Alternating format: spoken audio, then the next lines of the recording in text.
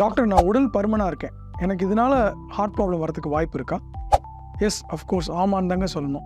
ஏன்னு பார்த்தீங்கன்னா, உடல் பருமனாக இருக்கவங்களுக்கு பார்த்தீங்கன்னா சிக்னிஃபிகண்ட்டாக இன்சுலின் ரெசிஸ்டன்ஸ் இருக்குங்க.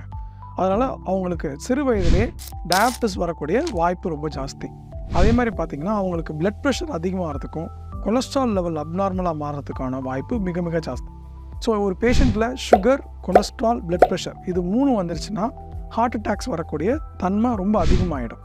ஸோ உடல் பருமனாக இருக்கவங்க வாரத்துக்கு மினிமம் 150லேருந்து 180 நிமிஷம் ஏதாவது ஒரு ஃபார்ம் ஆஃப் எக்ஸசைஸ், அட்லீஸ்ட் ஒரு வாக்கிங்காவது பண்ணணுங்க.